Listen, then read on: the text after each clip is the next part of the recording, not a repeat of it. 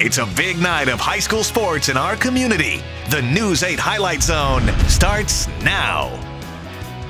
Good evening, I'm Greg Wawrnick. Charlie Clifford will have a post-game report from a couple of today's big games a little later on.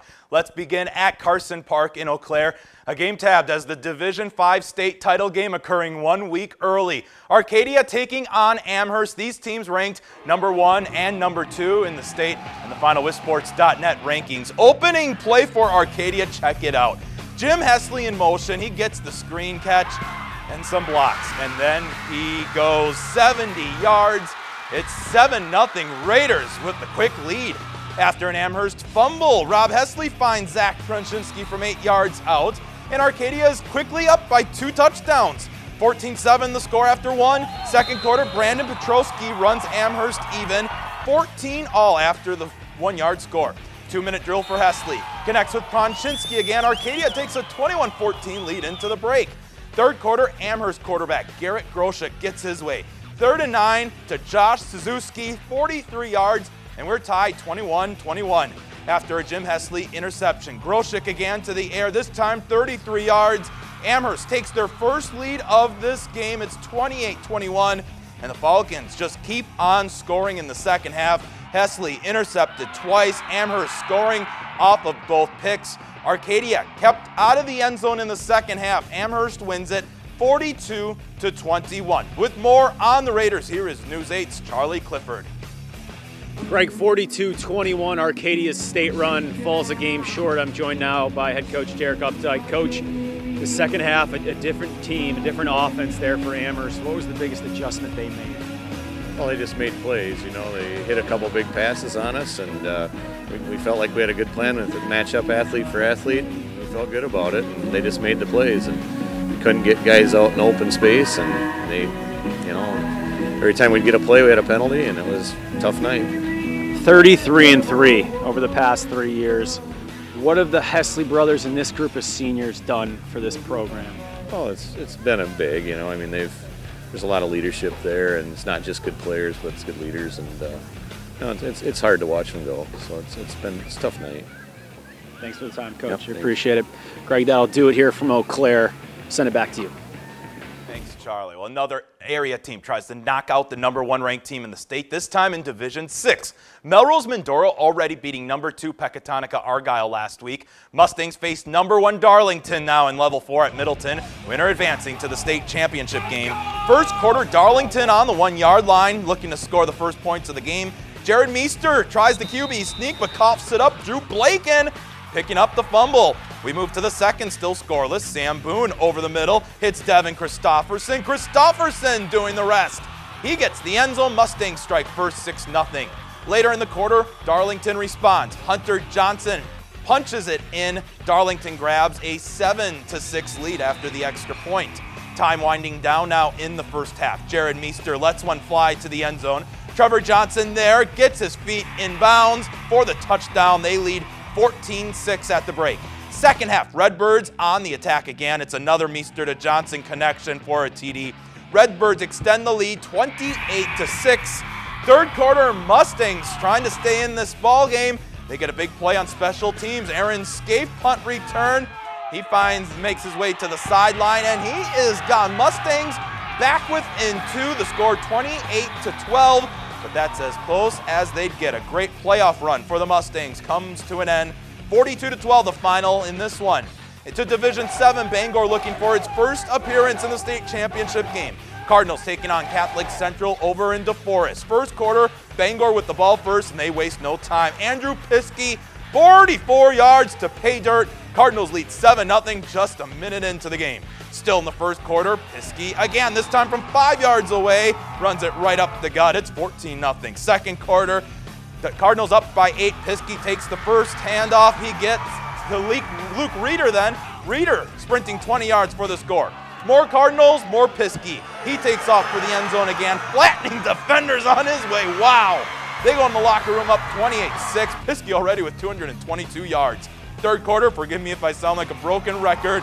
Bangor's Piskey into the end zone. It's 34-6. Cardinals running away with it. Kellen Kravick takes the snap and keeps it himself. Follows his blockers into the end zone.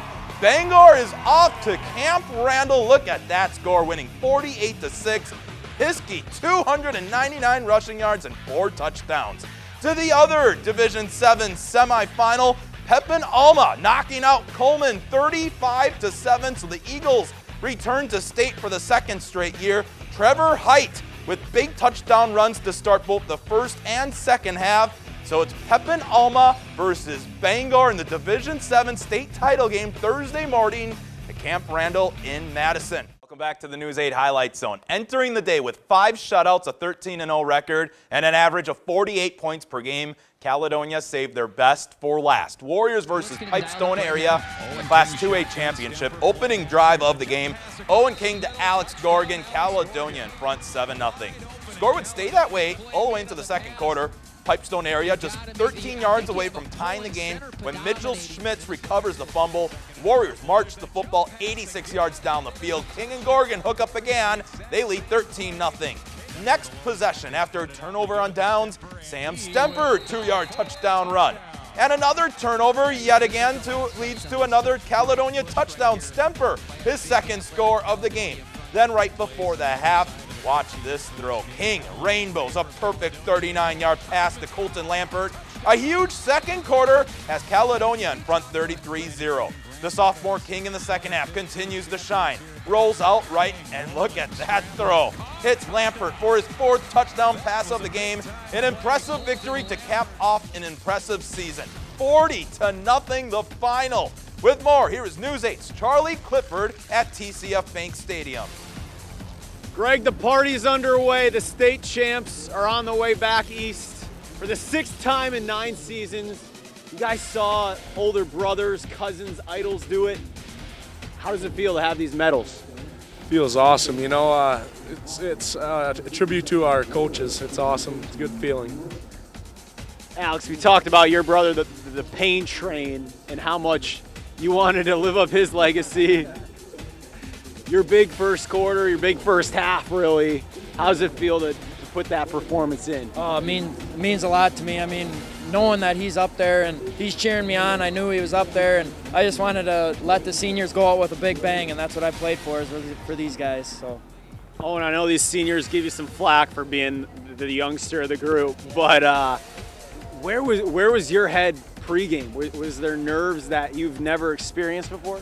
I was anxious to get out there with the guys and get them the ball maybe and let them play and get the win.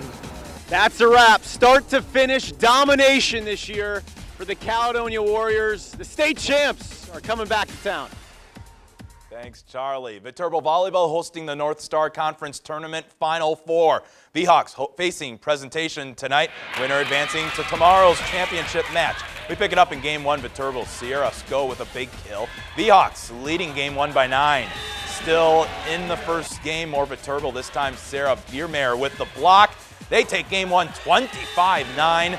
Game 2 now, Vhawks out to a quick start again. Natalie Goodell with the kill, gives them a 1-point lead. Viterbo cruises to a 3-0 win. Conference championship match tomorrow, 5:30 p.m. at R.W. Beggs Gymnasium.